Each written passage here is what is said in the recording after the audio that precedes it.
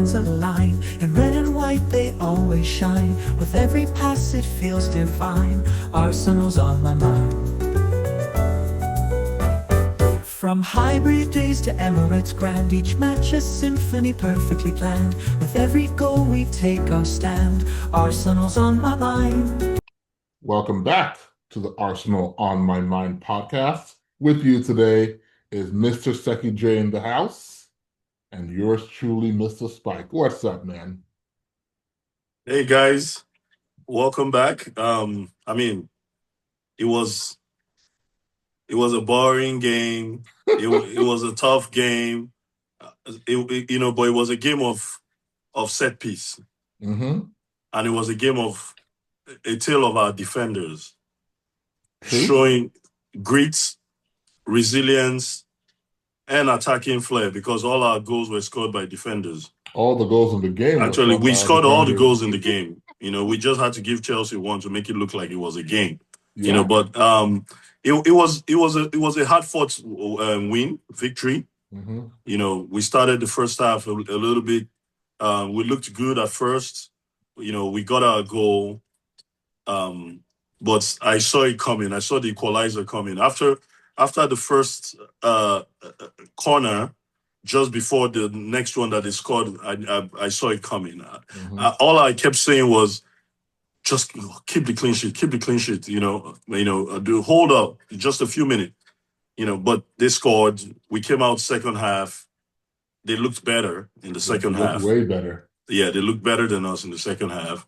But we outmuscled them and got the victory. And I'm going to say this, and I'm going to sound like a broken record. Mm-hmm. It's not going to be pretty. It's not going to be pretty. That's what a title running is all about.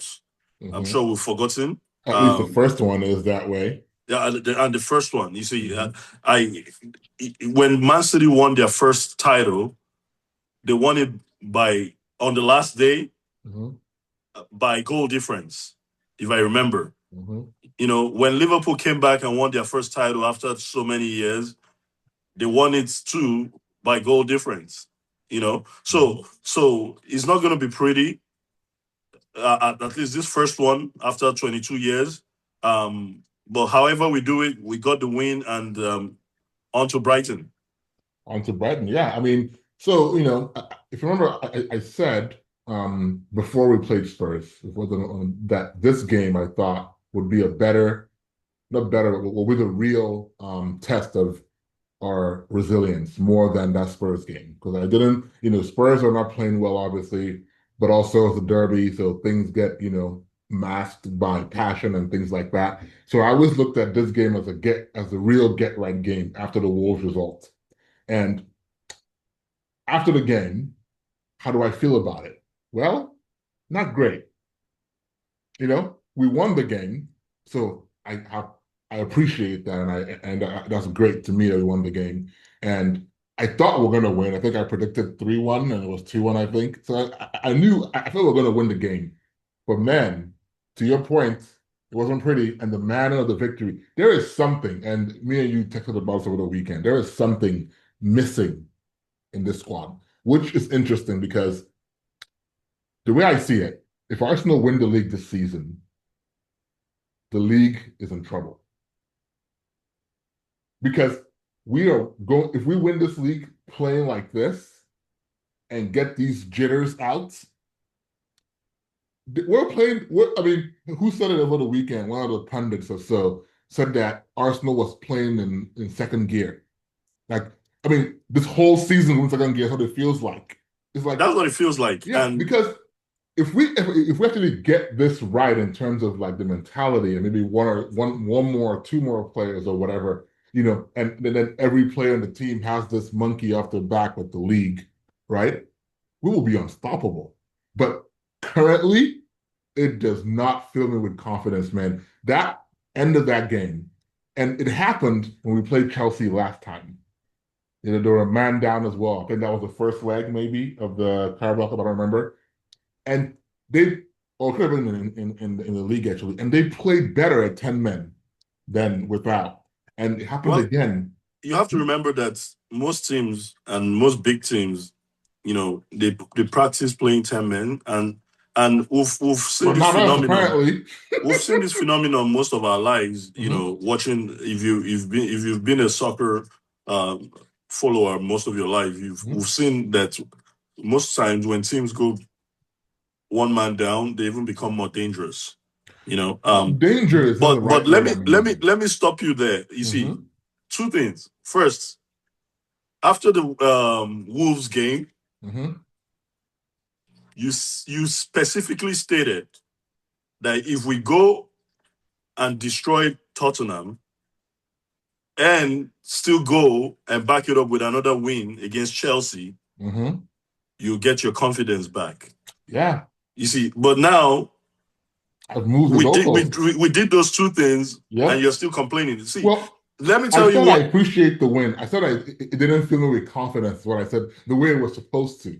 Now, But the second thing, I said two Mhm. things. Okay. The second thing, you said something is missing in Mhm. Arsenal. I've been saying it for the Mhm. past couple of months. It's just the institutional know-how. Yes. Once we, and as you just alluded, once we cross that line, next season, teams are going to be in trouble. Yes, I agree. And I see it plain as day because, like I said, the win, great. The grit involved in getting the win, sure. But we really need to get, I mean, because the way I'm seeing it, right, I'm seeing it from the standpoint of the rest of the season. I keep saying, okay, you know what? Like this nervousness that sets in when we're one goal up, right? Only one goal up, or or whatever the case might be. Maybe in a draw. I would say only when one goal up, right? The nervousness, they forget, and I mean forget, how to play football. They don't want to keep the ball. They drop super deep. They can't complete a pass. It's hacking the ball anywhere that they're facing. I'm like, you're right. True champions, or I should just say true pro teams, right? You should be able to, you're at home. If it was at Chelsea's house, I get it. I really do. But we're home. The crowd is there. Dude, keep the ball. Make Chelsea come to you. But you're just giving up the ball to them every 5 seconds. Same thing happened against Wolves. It was 2-1. We kept giving them the ball. Dude, somebody needs to grab them by the neck and say, come on. And you would think it would be Rice or Gabriel, but Gabriel is too busy trying to block shots, and Rice apparently was exhausted in that game for whatever reason. So it's like we just need and this is why maybe, and I think while the game was going on, I sent you a text saying like, listen, I'm not saying Odegaard is the best, right, at the 10, but we should have brought off Eze and brought him on. Was he even on the bench? I don't even know. I assume he was on the bench.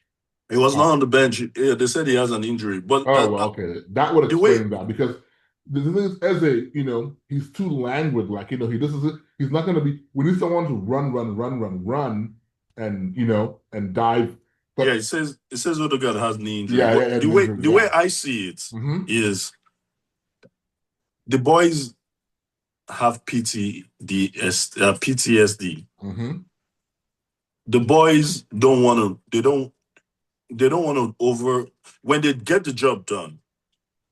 When they are leading and it's 10 minutes to the end of the game, they stop playing. And the way I see it from my point of view is a few things. One, they don't want to get injured. I don't know about that one. Two, they're already thinking of the next game. That one for sure. You see, because last season we had a big injury or two that cost us. The season before that, Saliba cost us. The one before that, so they don't want to get injured. Last season, I think it was Gabriel. The season before that was Saliba. The season before that was Odegaard and Saka, I think. So they don't want to get injured. Now is that the right thing to do? Probably not. But as I said, it's not going to be pretty. It's 9 games left. The most important thing is just get the win. Get the win, run. Get the win, run. Get the win. Because at the end of the day, when if we win the league and cross the line, nobody's going to remember how we did it. No, I agree. Nobody. So my feeling is not about whether we can win the league this way. My question is about is it sustainable to win the league this way? Not that we're not going to play this way. We're not going to play this way every game. We're not going to play this way every game. It feels like we are because here's the thing, right? We didn't play like that against Tottenham. Huh? We didn't play that way against Tottenham. No, but we let him back in, and if not for that free kick, it would have been two, the little push on Gabriel. Yeah, but we didn't play that way against Aston Villa. That's evident, right? There's shit, So Aston Villa, we destroyed Aston Villa. Yeah, okay, I agree with those statements. So we've not looked in every game. You're right, but recently, this recent form, right? All the draws and throwing the Spurs win in there, and then this win, right? I'm not saying I don't want us to win the league like this. I'm okay with winning the league like this, right? I'm completely okay with it. All I want to put out there is that can we sustain it? Are we not going to drop points doing this way? And the way I look at it, ultimately speaking, is if we continue playing like this, right, and struggling, the only antidote to this way of feeling and pressure, just score more goals. When you're up, score more goals so you can really sit back. But we're doing it at 1-0, which is just terrible. We shouldn't be doing it at 1-0 or 2-1 or 3-2. I don't want to see that nervous. Like, if you want to be nervous, then in the first half, give it your all, get 3 goals against Villa and against Spurs, get those goals, then you can sit back and do what you want. But don't let me ask you this question. Mm-hmm. Do you want Arsenal to win the league this season? I just said I have no issue with them winning the league like this. I'm just worried that it's not sustainable with City on their back. I'll tell you this. Mm-hmm. No fan base wins the league without going through pain. We've been through enough pain as it is. No. I mean, welcome to the running. Mm-hmm. Welcome to the pain. You're not gonna be eating popcorn and watching your team just roll through and win the league. No, it's not gonna happen. It's gonna be nervy. It's gonna be nervy. That last season. It's gonna be nervy. Popcorn to the end. There are gonna be bumps. We've played beautiful football in the past, and we did not get across the line. We know how to play beautiful football. This is not about beautiful football. This is about just holding your nerve and just keeping the ball and not playing as if you're the team. You hit the nail on the head after that Wolves game. You said we were playing like we were the team facing relegation. That's what I'm saying. I don't need us to blow teams away and play tiki-taka and tip-tap. I'm just saying when it's end of the game like that and you have a one goal lead to protect, then protect it like you are. It's to the football team. You can't keep giving the ball away and not knowing where to pass the ball and hacking it and making mistakes. Yesterday, there's mistakes with like the throw-ins. Hincapie runs like 20 yards before he throws. Like, dude, that's all nerves. Like, dude, chill. Chill. Because here's the thing, right? If you go into it with that much nerves and then the team scores like against Wolves, right? That destroys you. But if you keep playing the way you're playing, right? Mm-hmm. Then the team scores. Everyone goes, well, it's normal because you want it. But when you retreat to your shell and they still score, it kills you and the fans. Do you think the fans in the stadium, Emirates yesterday, did they show sign of nerves? Oh, yes. Exactly. And do you think that affects the players? So that's the question. This is a chicken and the egg incident. What comes first? The fans' nerves or the players' nerves? What happens first? Because they both feed each other. Is the fans? I think it's the players. I think it's the fans. See, because Arsenal fans, and that's why Arteta, had to go at the fans. Arsenal fans are nervous. Arsenal fans have been scarred. Arsenal fans have PTSD. You see, so we all do. And as soon as we see that the other team is having some sort of momentum, those feelings start coming back. Those dark days, the memories. Here we go. Typical Arsenal. So, and that's the players can feel it. Now we have to remember that this group of players, some of them have won championship individually in their previous Only one, team. right? No. or two? Havertz and No, Gabriel Jesus. no, Who else? Nkapie. Oh, I thought you meant Premier League. Okay, sorry. No, just championship. Okay. Nkapie. Hmm. So Eze won the FA Cup. So they know how to cross the line. They just don't know how to do it as a group. One, Hmm. two, they know they're representing a humongous club Hmm. with a lot of expectation. And keep in mind that we're in all four competitions. Usually this time of the season, we're usually in one or Hmm. two, or maybe none. Most of the time, none. Hmm. So this is a new territory now for this group of players and for the fan base. I saw some fan interview yesterday, after the game. They were interviewing 20-year-olds and 19-year-olds, and those guys have never seen Arsenal leave the trophy. Yeah. So it's a brand new territory for us. All we need to do is keep the belief, keep supporting the team. It's not pretty to watch. I agree. Hmm. It's not pretty to watch. It's boring. And I said it. I said it a few pods ago that it's not pretty to watch. It's boring. But at the end of the day, when the whistle blows for the final at the end of the game, and we get that 3 points, that's all that matters, as Yeah. far as I'm No, concerned. like I said, 3 points to me. If you Wonderful, right? remember, if you remember Mourinho's Chelsea with Drogba, Hmm. we hated watching that team. That team was Well, boring. again, you keep going back to, I don't need pretty football. This is not about pretty football.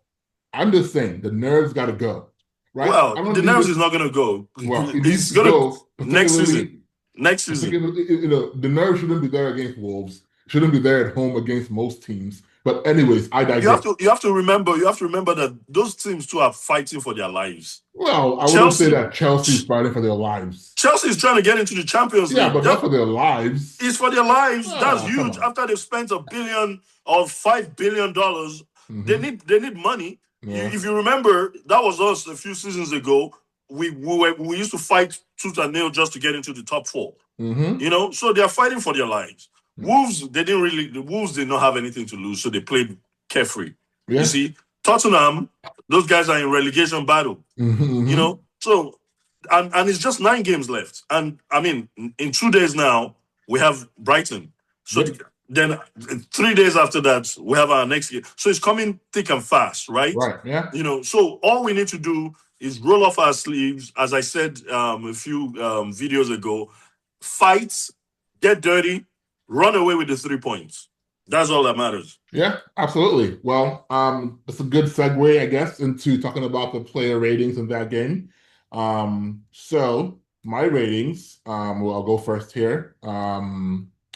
I got Raya an 8 and my man of the match. Could have been a 9 easily, but I thought 8 was fair.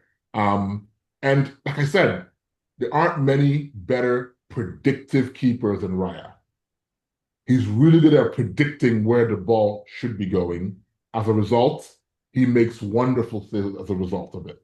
He had a little shaky a few games ago, and in his box claiming and things like that. But when it comes to shot stopping, and that's the thing is like these quote unquote smaller keepers generally make up for their height difference in being really good shot stoppers usually. And that's why when you get a big goal, who's also a good shot stopper, he's world class usually, but you don't usually get both. But he really, I mean, like I said, this year, if we win the league, we really have to make that T-shirt. Raya saved us, Oh, for right? sure. You got to make it and sell For it. sure. Timber, I gave him 8, his best game in a while. He's had a poor form recently, but besides the goal, played really well. I mean, whoever came to that wing, whether it was Pedro or Palmer. both, yeah, he handled them pretty well. Saliba and Gabriel, solid. They looked back to their old form. I don't remember Chelsea. I mean, I complained about how they pressed us, but I don't remember like a clear-cut chance in the game, So they played really, really well. Hincapié would have gotten a 7, but the own goal just it wasn't his fault, but it just blemishes onto 6. But he also played really well, defensively. And like I said, his role there is, I think the real, if we actually buy him permanently or in this last 9 games, right? The goal needs to be start Calafiori And when you want to hold that lead, bring in Hincapie. But he's been getting better going forward. So all credit there. Rice and Mendy, I give them both sevens. It wasn't our best midfield performance, particularly towards the end of the game. And Rice, I don't know whether he was sick or tired, but never seen him look so gassed. He's injured. Something, He's injured now. Yeah, because ordinarily I hoped that the change would have been Eze for Norgard, right?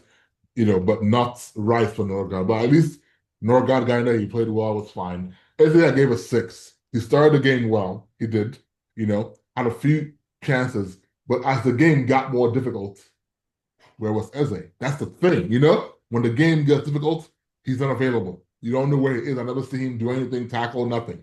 But he played a good first half. So 6 for him. I gave Saka a 7. Did he deserve a 7? I don't know, but he played okay, He's still a threat. He had a few good moves down the wing. Give him credit for that. Some good dribble moves. So for him. Trossard, really off form nowadays. 6 for him. Doesn't play badly, or isn't doing what he was doing in the beginning of the season. And Gyökeres, I thought, got a 6. I thought he should have stayed in the game.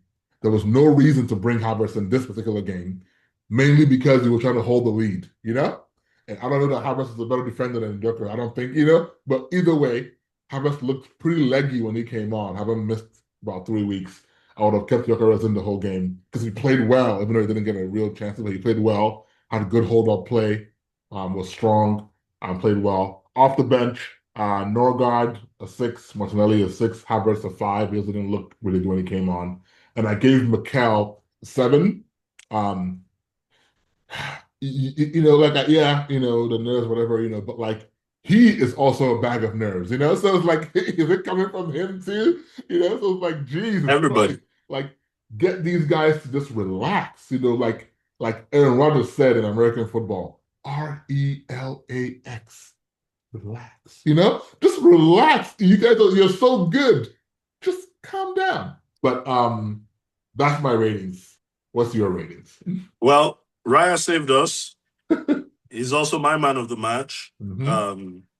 He had 2 great saves, one from Enzo Fernandez and the other one from Garnacho. Mm-hmm. So 9 for Raya, actually. 9. Timber, he could have easily been my man of the match also. Looked good, looked solid. 8 for him. 8 for Saliba. 8 for Gabriel. 8 for Hincapie. And I'll tell you why. That own goal was not Hincapie's fault at all. Of course not, yeah. And he basically kept Neto in his pocket and Reece James. Hincapie actually, and I disagree with you, Hincapie is my starter for the next 9 games. Hincapie, he knows how to cross the line. He knows how to win a championship. He's done it unbeaten. He knows how to fight. He has that grit, and he's getting better going forward. So as far as I'm concerned, he's my starter now. I'm sorry, Calafiori, I love you. Yeah.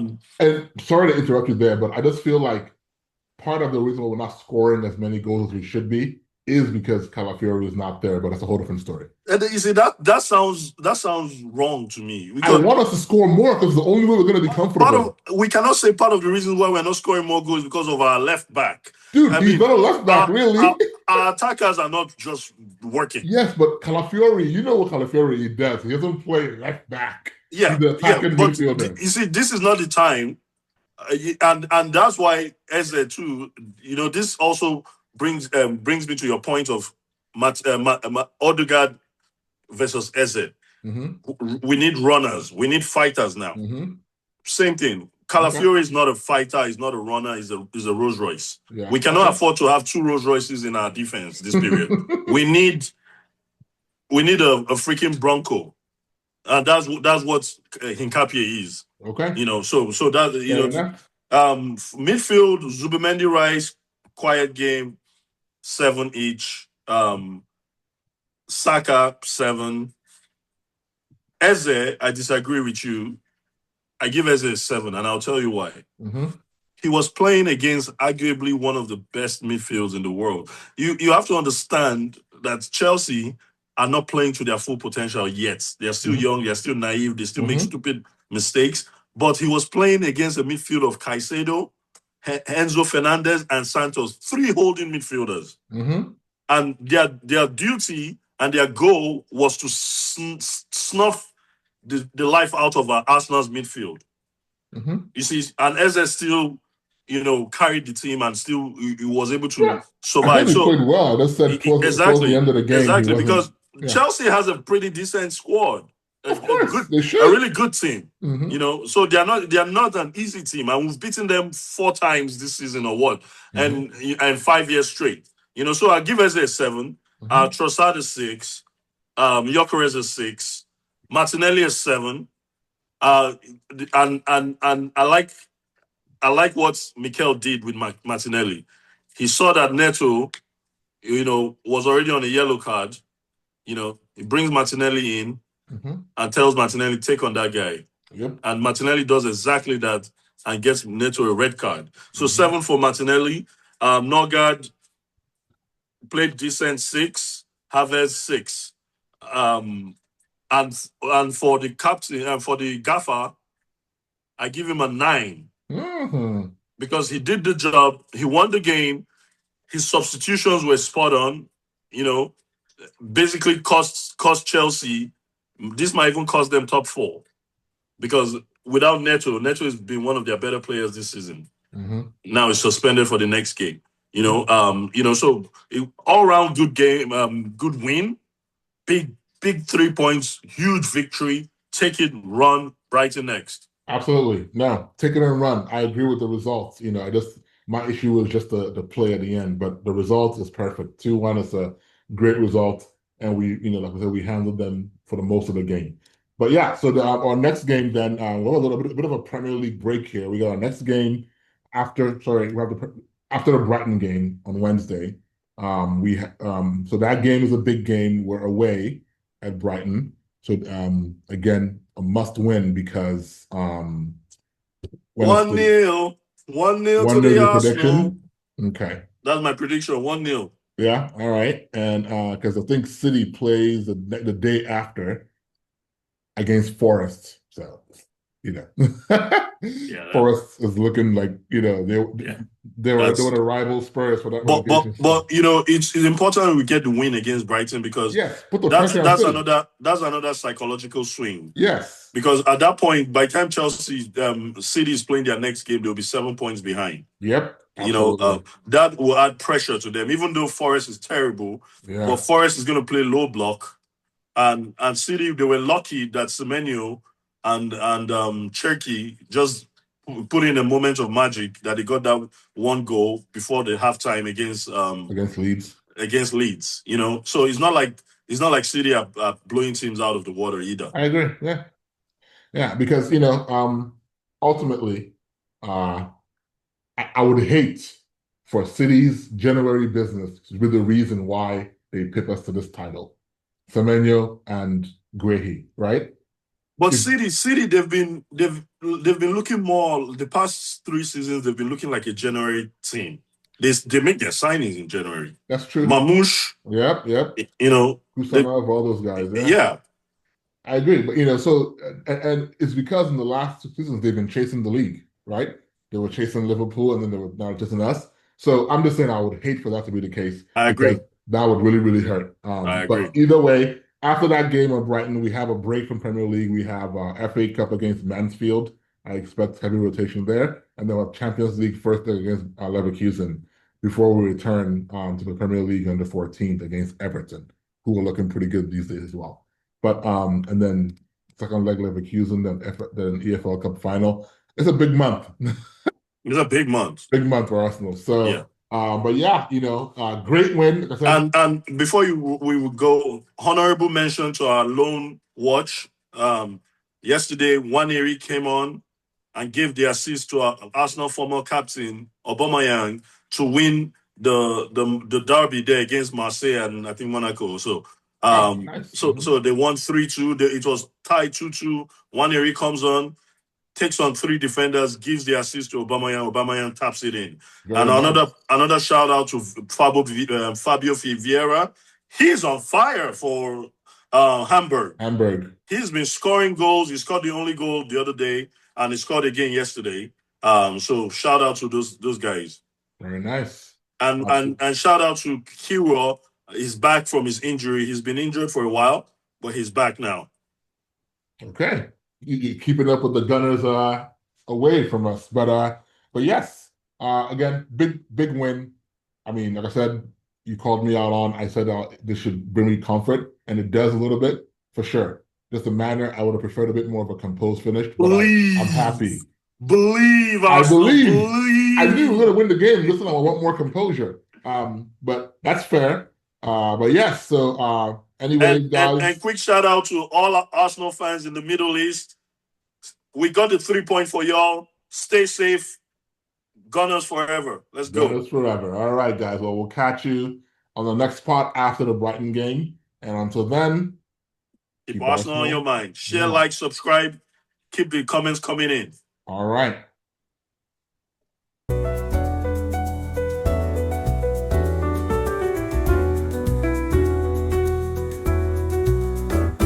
Under floodlights build the fans align. In red and white they always shine. With every pass it feels divine. Arsenal's on my mind. From hybrid days to Emirates grand, each match a symphony perfectly planned. With every goal we take our stand. Arsenal's on my mind. Oh Arsenal, you never fail. Through rain and sun our steadfast sail.